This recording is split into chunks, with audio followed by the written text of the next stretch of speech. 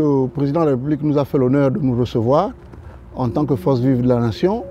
Il l'a dit qu'il souhaiterait que ces discussions se poursuivent dans un cadre plus convivial. Nous sommes conscients de son agenda extrêmement chargé, mais nous disons au président Oligui que le temps presse et que le temps court. Nous avons la chance d'avoir été dans d'autres pays en conflit. Nous avons la chance d'avoir visité des pays en transition militaire. Nous avons même des amis dans certains gouvernements. Donc nous savons ce qui se fait en matière de transition. Il est important que très rapidement que cette communication se fasse. Hein. C'est important parce que le Gabon est au centre de plusieurs enjeux. Et ces enjeux, de fois, sans que le Gabonais tire profit. Et que s'il a décidé de donner cette opportunité, de donner ce rêve aux Gabonais, c'est à lui d'identifier les bonnes ressources. C'est à lui d'identifier tous ceux qui ont été mis à l'écart pour leur point de vue. Tous ceux qui ont été mis à l'écart parce qu'ils n'ont pas accepté de fonctionner. Je vais vous donner une anecdote. Le Parlement gabonais et le Sénat, bien que monocolore, et le pouvoir qui vient de tomber, moi en tant qu'acteur de la société civile, j'ai été satisfait, hormis quelques lois bidons qui sont allées voter sur le LGBM, hein, mais pour la première fois, l'Assemblée nationale a rejeté des lois sur les ressources naturelles. Mais imaginez-vous, et à la télévision, le président Oligui nous dit la signature du chef de l'État a été falsifiée. Mais certains ministres ont dit, c'est le président qui a dit qu'il faut voter la loi sur le climat.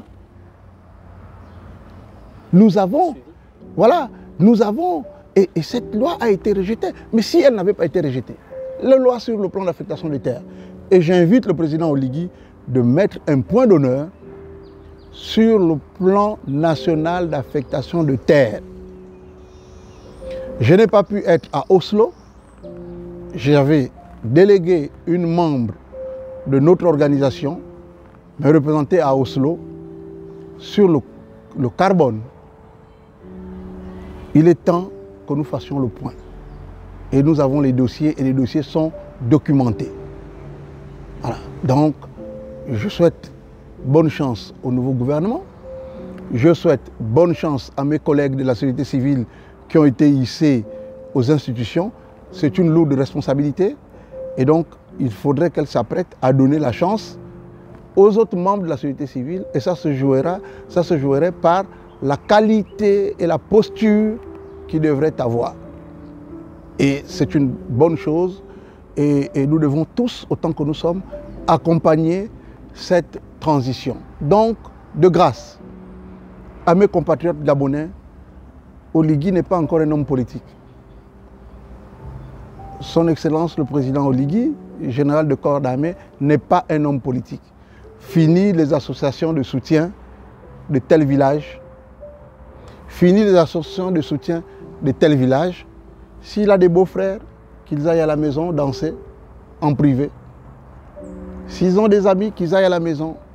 C'est un militaire qu'il vient mettre les choses sur les rails. Et donc, je demande aux Gabonais d'avoir le triomphe modeste et de ne pas se précipiter sur le temps que devrait faire cette transition parce que la situation est grave. Et ce serait pour ma part prématuré que le président Oligui annonce le temps de la transition alors que les fondamentaux ne sont pas trouvés. Quel va être l'impact de la falsification de la signature? Les engagements qui ont été pris, quel va être cet impact? Et c'est pour ça que nous saluons les enquêtes qui vont s'ouvrir à nouveau. Et ça, c'est une très bonne chose. Mais il faudrait aussi vous préparer, vous les hommes de la presse, parce que ces entreprises certaines ont des succursales au niveau international. Et donc, c'est même pour cacher leur gabégie, leur corruption, vont tenter de faire croire à l'international que la transition militaire gabonaise est en train de faire la chasse aux sorcières. Et donc, il faut une totale transparence. Et ça, c'est important. Donc, la transition gabonaise ne doit pas s'arrêter qu'à Libreville. Il faudrait que les médias se mobilisent sur l'ensemble du territoire national. Donc, c'était mon message. Et pour terminer, pour dire, Monsieur le Président, le Conseil économique, social et environnemental est important. L'expertise gabonaise est sollicitée. La preuve, c'est que le Conseil a été dissout. En attendant qu'ils prennent la décision de la réactiver, mais mon expertise à titre tout à fait personnel est sollicitée. Dans quelques semaines, je dois me rendre pour une réunion des conseils économiques et sociaux, même si c'est le Conseil gabonais suspendu, mais je reçois une invitation en tant qu'organisation. Je reçois aussi une invitation de la francophonie pour l'Europe de l'Est, pour le Conseil d'orientation de la francophonie. Donc, nous devons capitaliser cela. Voilà. Maintenant, s'il y a eu des choses qui ont été décriées, mais la responsabilité incombait à ceux qui avaient le pouvoir de nomination. Alors, dans des institutions comme ça, on n'envoie pas des personnalités qui viennent pour leur retraite ou qui viennent encore pour pouvoir satisfaire quelques dimensions de Maslow, la satisfaction de besoins. Non, il faut travailler.